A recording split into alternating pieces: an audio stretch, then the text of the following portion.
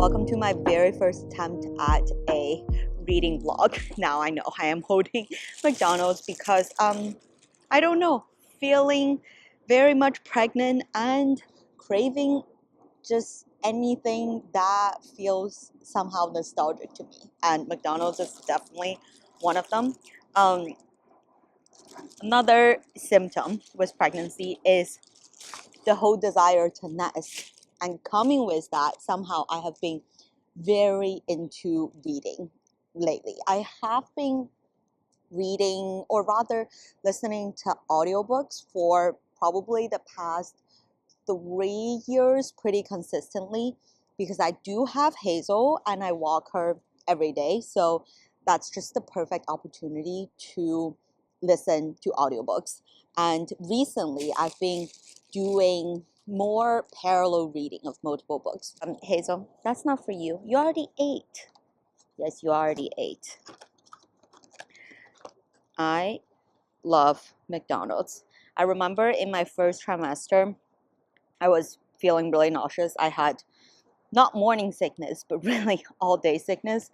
And the only thing that helped was midnight McDonald's. So there were lots of midnight McDonald's delivery, but also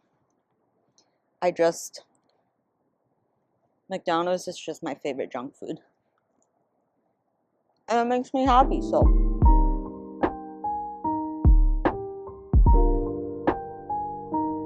I have scarfed down my McDonald's because I was so hungry. I couldn't think or talk. But I wanted to talk about the 3 books that I am currently reading, basically all at the same time, starting with the audiobook that I am listening to on Libby. If you have not used the app Libby, by the way, it is basically library in an app, so you can hook it up to your library card. I'm not sure if every single library participates on Libby, but if you live in New York, for example, all of my friends in New York are able to get on Libby. And I'm currently listening to Ninth House by Leigh Bardugo. This is my first dark academia, actually my second, because Babel by R.F. Kuang technically counts too. I love that book, by the way. I definitely want to buy the physical book to reread it because I listened to the audiobook, but I'm currently listening to Ninth House. This is actually my second time listening to the audiobook and my third time listening to like the first 20% of the book. I just really couldn't get into it. I know so many people love and rave about this book, but I just don't connect with it. Just the plot felt so slow pretty much throughout the book. Like, I am on my second listen and I read the synopsis after my first listen because I basically retained no information after the first time listening to the book. And even with reading the synopsis, I'm like, I still couldn't focus. And I have been listening to audiobooks for 3 years now. Like, I feel like I know how to pay attention to audiobooks. So if I really can't pay attention to this book, it must be something maybe related to plotline. I do love listening to either nonfiction on audiobook or books with very fast-paced plot line. The reason I'm listening to it for the second time is because I heard the second book in the series, which is called Hellbent, is a much faster paced book, and apparently the plot was pretty good, so I'm curious. I want to give it another chance. I will also say, if you're trying to get into reading, especially if you live a really busy life, like my work is pretty busy, and I also try to meet up with friends on weekends, and obviously do YouTube as my hobby. So I don't really have that much free time to like dedicate a whole chunk of time to read, which is why I find audiobooks super helpful in that I can always listen to it when I'm doing chores, when I'm walking the dog, because these are the things I do every day, and they're all like mindless things. So I can very easily multitask and put the audiobook on. I have also recently been very much enjoying my Kindle.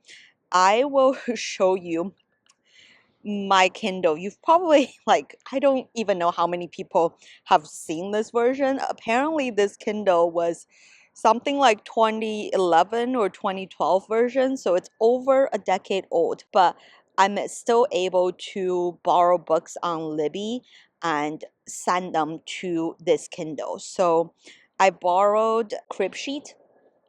It is written by the same author that wrote Expecting Better, which is a very famous pregnancy book. And I basically just want to flip through it. This is like my combo of fiction, nonfiction. So this is the nonfiction that I'm currently reading.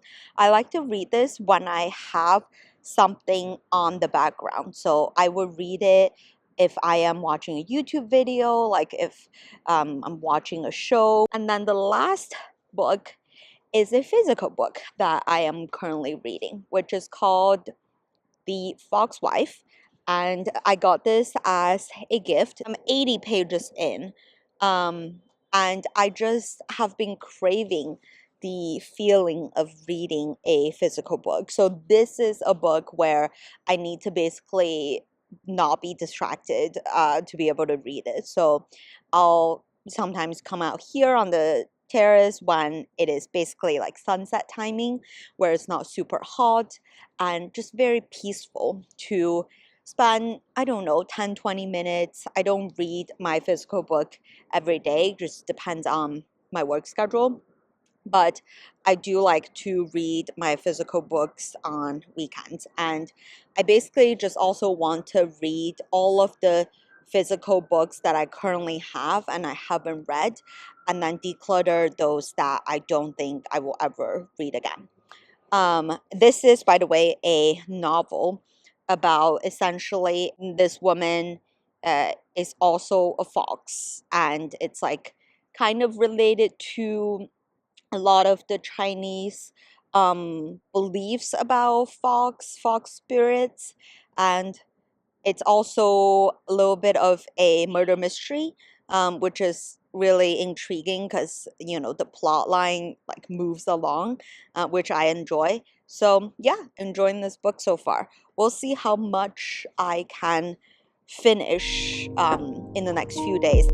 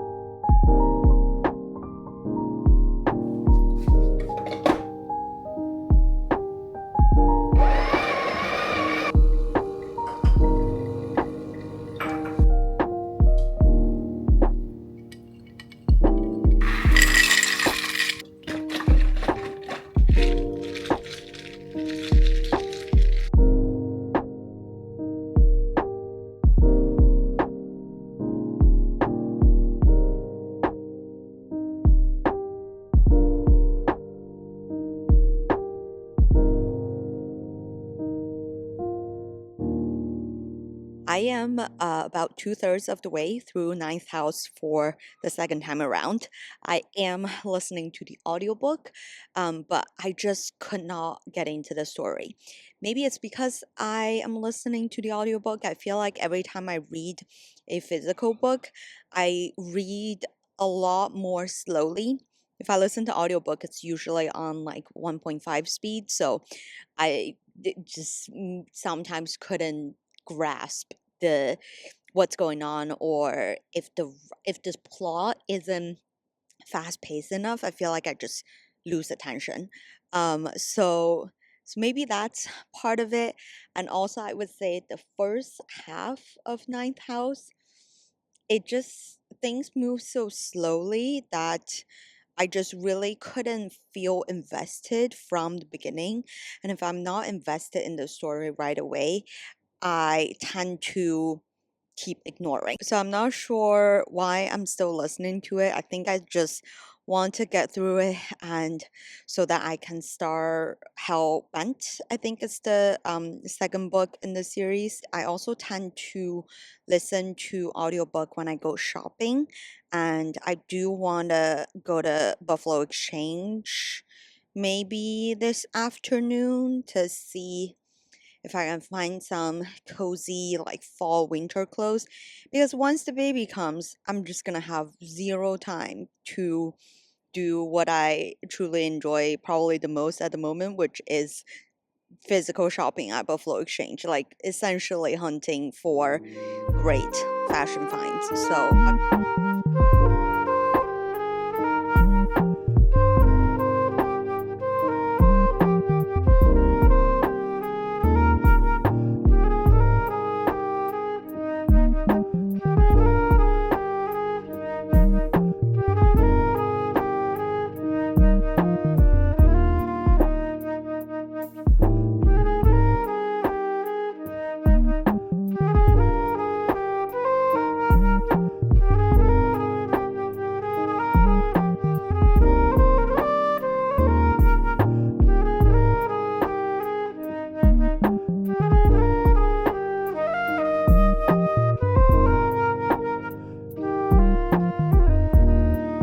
I got home from Buffalo Exchange, got 2 sweatshirts and a t-shirt. Basically all super comfy stuff, which I'm very happy about. And I just finished listening to Ninth House for the second time, like I mentioned, and I wanted to talk about my issue with it. So first of all, I'm gonna rate it a 2 out of 5. I am pretty strict with my ratings.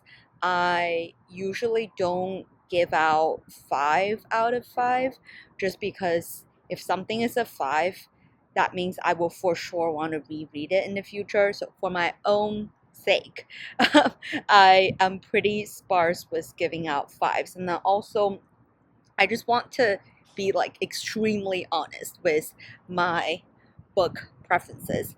Reason I give it a 2 is I do really like the premise because in the audiobook at the end, there's actually a little author's interview section where Leigh Bardugo actually talks about how she is basing the story off of some of the kind of, I guess, Yale mysteries or just things and stories that people tell in New Haven.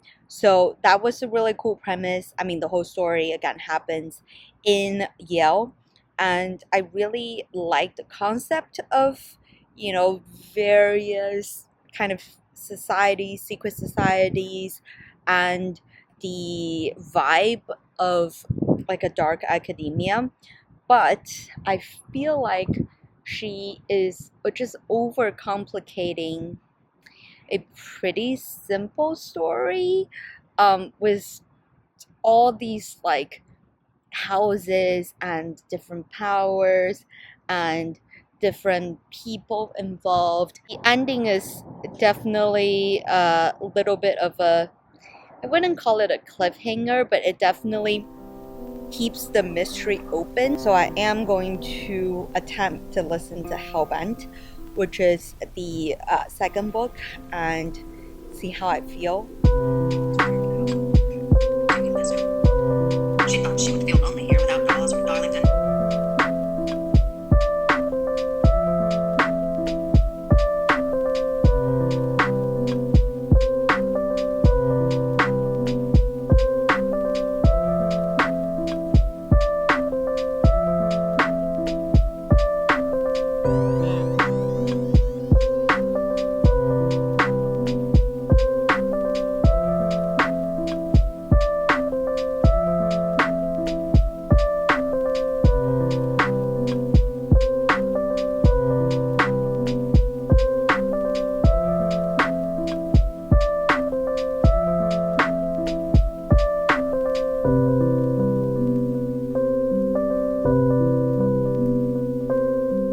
I am currently 19% through Hellbent by Leigh Bardugo. This is the sequel to Ninth House, and I definitely feel like the pacing finally picked up. Maybe also because I finally am catching up to what's actually happening in the story.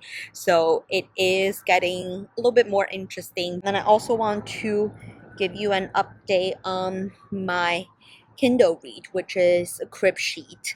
And again, this is about childcare. So if there's no functional need for you to read it, obviously you could just skip this part, but I am 58% through.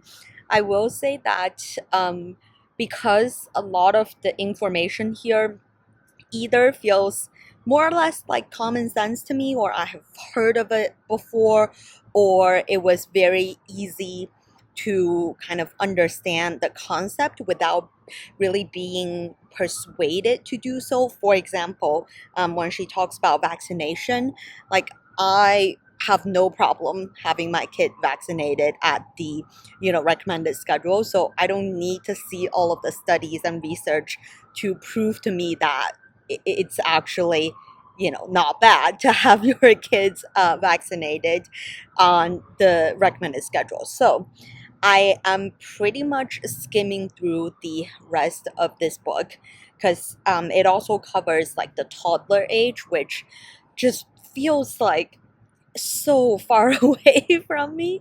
And also I will definitely have to read up on the information when that time comes, because I don't know at this point how much my little brain can contain. So I'm just gonna keep skimming through the rest of it.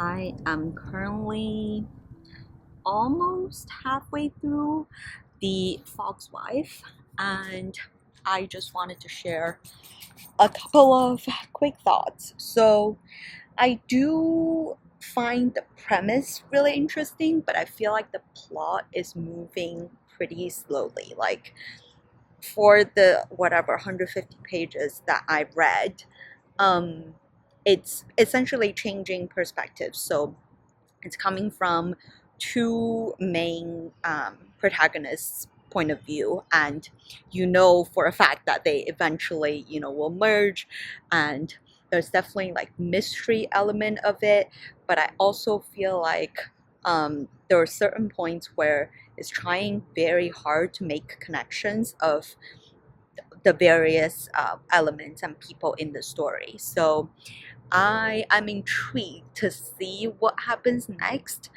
and it's definitely like interesting enough of a premise for me to keep reading. So right now it's feeling something like a 3-star, but I'm also kind of hoping for bigger plot twists and or bigger like revelations in the story to really keep the pace up a bit. In fact, increase the pace a bit. So I am still enjoying the story. It's not one of my favorite stories I've ever read, but yeah, I'm willing to keep going with this.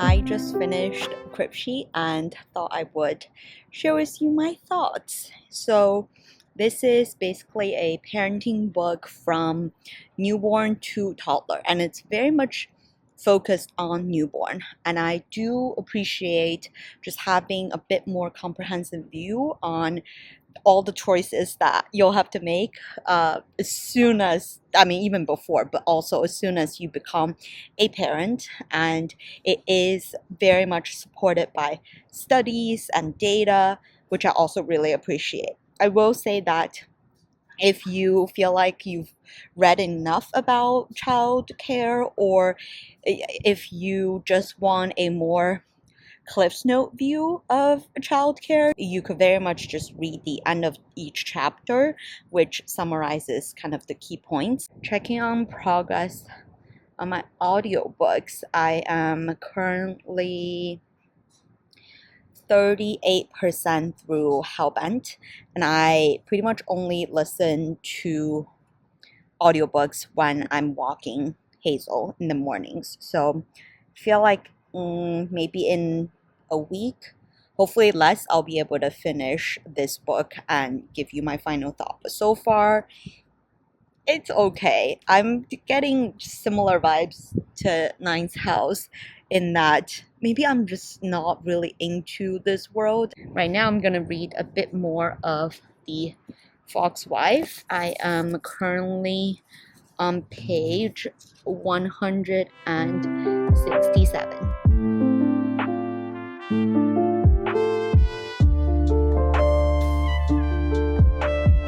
Last 20 pages.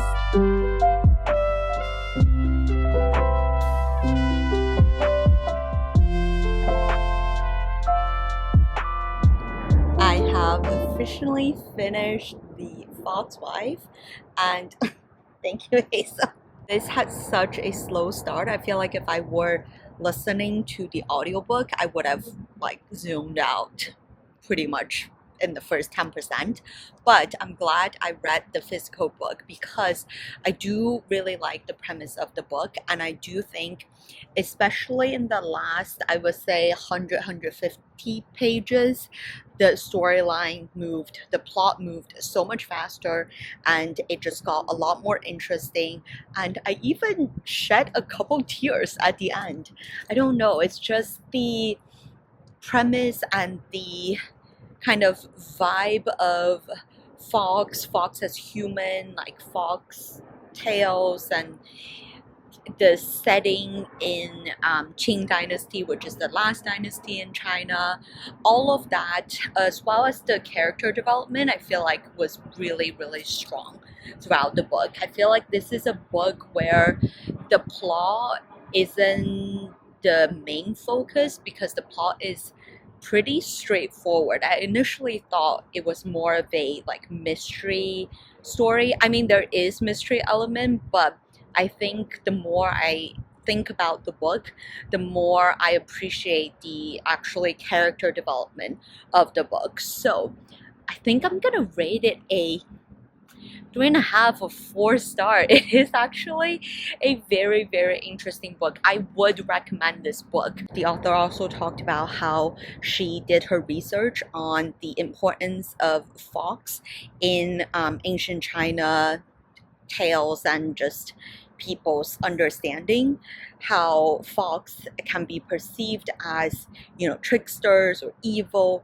but they're also charming and, you know, fascinating, very heartwarming the way she told the story. So I'm also interested in reading other books from this author. Her name is Yanzi Chu. Some parts of the story gave a little like eerie vibe, so I feel like this is the perfect end of summer, early fall, or just colder weather read in general if you're looking for a novel with interesting premise and great character development. On the negative side, I did finish Hellbent by Leigh Bardugo, which is the sequel to Ninth House.